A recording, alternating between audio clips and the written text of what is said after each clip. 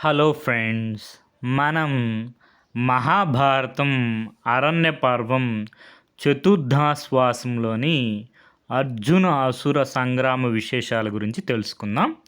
ఉగ్రశ్రవసుడు అనే సూతుడు మనకి శౌనకాది మహామునులకు మహాభారత కథను ఇలా చెప్పసాగాడు.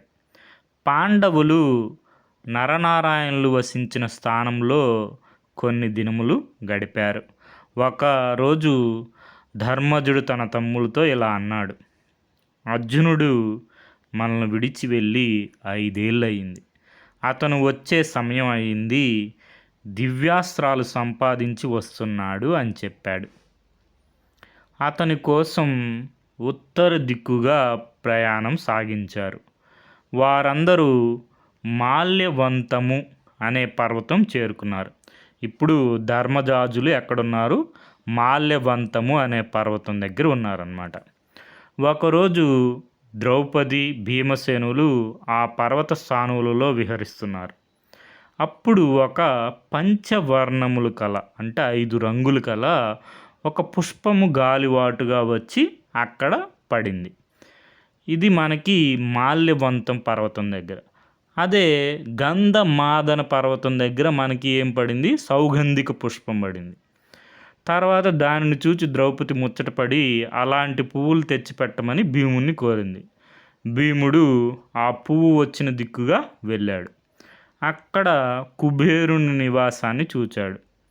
అక్కడ కాపలా ఉన్న యక్ష రాక్షస భటులను భీముడిని అడ్డగించారు. వారితో యుద్ధం చేశాడు భీముడు.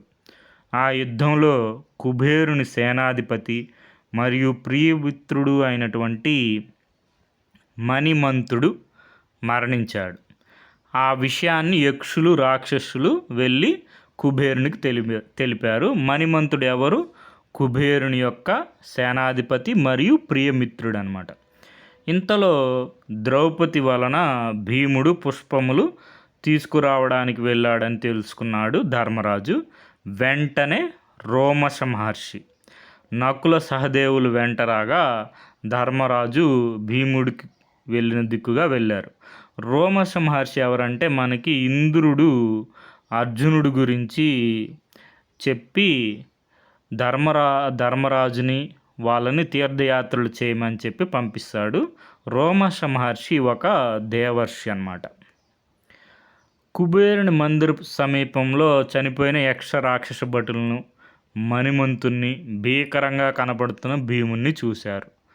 కుబేరుడు జరిగిందంతా భటుల వల్ల విన్నాడు. వెంటనే భీముని వద్దకు వచ్చాడు. ధర్మరాజుకు నమస్కరించాడు. ధర్మజ, నా మిత్రుడు మణిమంతుణ్ణి నీ సోదరుడు భీముడు చంపాడని మీరు చింతించవలదు. అతడు శాపవశాత్తు మరణించాడు. మీరు భయపడవలదు. మీరు ఈ ప్రాంతంలో హాయిగా ఉండొచ్చు. మీకు నా సేవకులు సకల సౌకర్యాలు అమరుస్తారు. మీరు 15 రోజుల పాటు అరిష్టిసేన ఆశ్రమంలో ఉండండి. అంతేగాక మీ తమ్ముడు అర్జునుడు ఇంద్రసభలో ఉన్నాడు, నేను చూచాను. మీ వద్దకు రావడానికి సిద్ధంగా ఉన్నాడు అని చెప్పాడు కుబేరుడు ధర్మరాజుతో. ఈ విషయాలు విని ధర్మరాజు ఎంతో సంతోషించాడు. కుబేరుడి మాట ప్రకారం అరిష్టిసేనాశ్రమంలో ఉంటున్నారు. ఒకరోజు వారికి ధౌమ్యుడు ఎవరు? పాండవుల యొక్క పురోహితుడు ధౌమ్యుడు అనమాట. మందర పర్వతము, మేరు పర్వతము చూపించాడు. ధర్మజ, అది మేరు పర్వతం. దానికి 8 వైపులా దిక్పాలకులు నివసిస్తూ ఉంటారు. ఆ మేరు పర్వతం చుట్టూ సూర్యుడు, చంద్రుడు, నక్షత్రగణము, సప్తఋషి మండలము ప్రదక్షిణం చేస్తారు. త్రిమూర్తులు ఆ కొండ మీద కొలువు తీరు ఉంటారు అని మేరు పర్వత విశేషాలు ధౌమ్యుడు ధర్మరాజుకి వివరించారన్నమాట. ఇంతలో మాతాలి తోలుతున్న రథం మీద అర్జునుడు దేవలోకం నుండి అక్కడికి వచ్చాడు. రాగానే అర్జునుడు రోమశ మహర్షికి, ధౌమ్యునికి, అన్నగారైనటువంటి ధర్మరాజుకు, భీమసేనుడికి నమస్కరించాడు. ఇంతలో ఇంద్రుడు కూడా అక్కడికి వచ్చాడు. ధర్మజ, నీ తమ్ముడు అర్జునుడు చాలా గొప్పవాడు. ఎన్నో దివ్యాస్త్రాలు సంపాదించాడు. నివాత కవచులను వధించాడు. అర్జునుడు ఎవరిని సంహరించాడు నివాత కవచులు అనే రాక్షసులను అనమాట. దేవతలకు ఎంతో మేలు చేశాడు అని చెప్పి అర్జునుడి గురించి ధర్మరాజుకు ఇంద్రుడు గొప్పగా చెప్పి అర్జున్ని ధర్మరాజు చెంత చేర్చి దేవలోకానికి వెళ్ళిపోయాడు ఇంద్రుడు. తర్వాత ధర్మరాజు అర్జునుడితో ఇలా అన్నాడు, అర్జున, నువ్వు పరమశివుణ్ణి, ఇంద్రుడును, వరుణుని, అగ్నిని మొదలగు దేవతలను మెప్పించి ఎన్నో దివ్యాస్త్రాలు సాధించావు అని ఇంద్రుడు చెప్పాడు. ఆ వివరాలు మాకు వినుల విందుగా చెప్పు అని అడిగాడు. దానికి అర్జునుడు ఈ విధంగా చెప్పసాగాడు. అన్నయ్య, నేను నీ ఆదేశము మేరకు హిమవత్ పర్వతమునకు వెళ్ళాను. నాకు ఇంద్రుడు విప్ర రూపంలో కనిపించి శివుని గూర్చి తపస్సు చేయమని ఆదేశించాడు. ఇంద్రుడు ముసలి బ్రాహ్మణ వేషంలో వచ్చి శివుని గురించి తపస్సు చేయమని చెప్తాడనమాట. నేను చేసిన తపస్సుకు మెచ్చి శివుడు ఏ రూపంలో వచ్చాడు?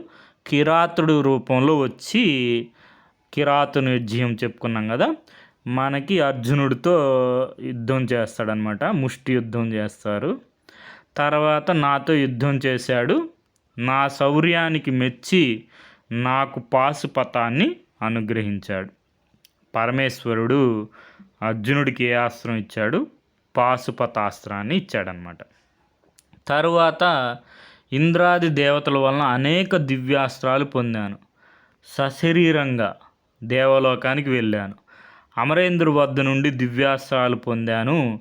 దానికి ప్రతిగా దేవేంద్రుడు నన్ను నివాత కవచులు అనే రాక్షసులను సంహరించి దేవతలకు మేలు చేకూర్చమన్నాడు. నాకు దేవదత్తము అనే శంఖాన్ని బహుకరించాడు. అర్జునుడి యొక్క శంఖం పేరేంటి? దేవదత్తము.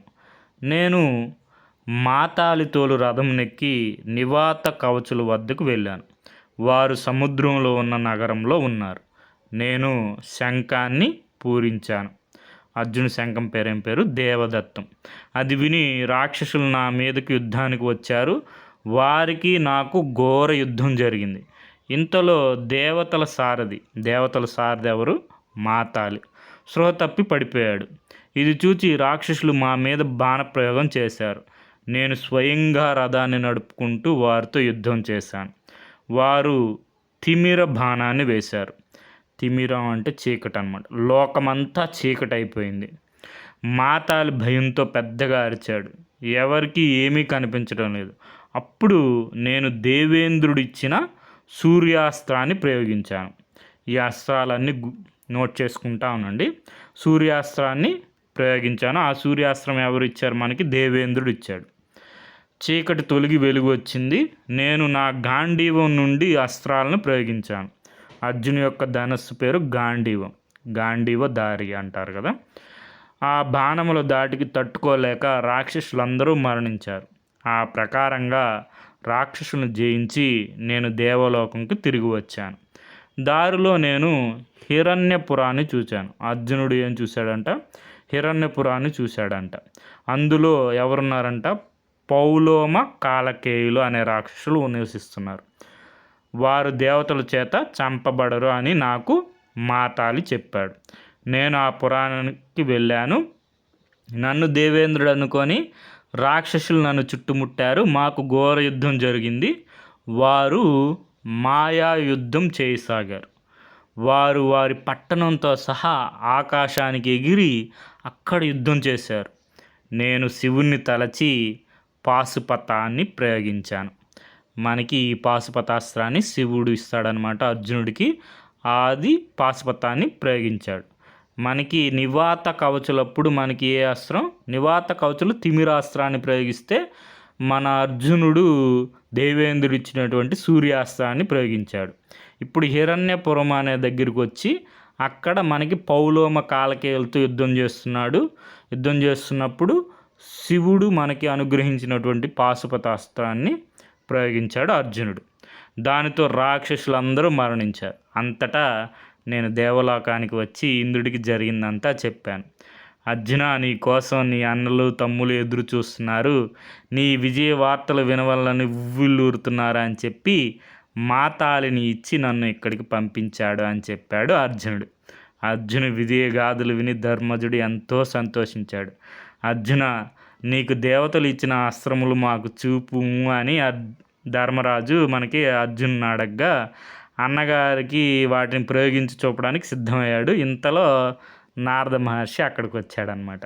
వచ్చి అర్జున ఆగు, ఇవి దివ్యాస్త్రాలు, వాటిని లక్ష్యం లేకుండా ప్రయోగించరాదు, అలా చేస్తే అవి 3 లోకాలను దహిస్తాయి, జాగ్రత్త అని చెప్పాడు. నారద మహర్షి ఆదేశం మేరకు అర్జునుడు ఆ ప్రయత్నాన్ని మానివేశాడు. సో మనకి దీనికి మూలం వచ్చి మహాభారతం, తెలుగు అనుసరణ కవిత్రయం పాదరేణువు మొదలి వెంకట సుబ్రహ్మణ్యం గారు. మనం ఇప్పుడు కొన్ని క్వశ్చన్స్ చూద్దాం. మనకి పాండవుల పూజారి ఎవరు? ధౌమ్యుడు. పాండవుల పూజారి ఎవరు? ధౌమ్యుడు. తర్వాత మహదేవుడు అంటే పరమేశ్వరుడు శివుడు అర్జునుడితో మారువేషమని ఏ రూపంతో పోరాడాడంటే కిరాతుడు రూపంతో పోరాడాడు. తరువాత అర్జునుడు శంఖం పేరేమిటి? దేవదత్తం. మిగిలిన శంఖాలు కూడా చూసుకోండి. పాంచజన్యం వచ్చి శ్రీకృష్ణుల వారిది, అనంత విజయం వచ్చి ధర్మరాజుల వారిది, సుఘోష వచ్చి మనకి నకులుడిది, సహదేవుడిది వచ్చి మణిపుష్పకం. మనకి ఇక్కడ ఉన్నాయి చూడండి. పాంచజన్యం ఋషికేశో అంటే పాంచజన్యం ఋషికేశ మాస్టర్ ఆఫ్ సెన్సెస్ అయినటువంటి మన శ్రీకృష్ణుల వారిది. దేవదత్తం ధనుంజయ అంటే దేవదత్తం అర్జునుడిది. పౌండ్ర శంఖం వచ్చి మనకి భీములు వారిది. తర్వాత వచ్చి మనకి అనంత విజయం వచ్చి ధర్మరాజు వారిది. తర్వాత నకుల సహదేవులు ఉన్నారు కదా, నకులుడిది వచ్చి సుఘోష, తర్వాత వచ్చి సహదేవుడిది వచ్చి మణిపుష్పకం అన్నమాట. సో మనకి ఇక్కడ నీట్గా నోట్ చేసుకోండి. ఇవి శ్రీకృష్ణుల వారిది పాంచజన్యం, అర్జునుడిది వచ్చి దేవదత్తం, పౌండ్ర శంఖం వచ్చి మనకి భీముల వారిది, అనంత విజయం వచ్చి మనకి యుధిష్ఠిర అంటే మనకి ధర్మరాజు, సుఘోష అంటే నకులుడిది, మణిపుష్పకం అంటే సహదేవుడిది అనమాట. Okay friends, thank you for watching.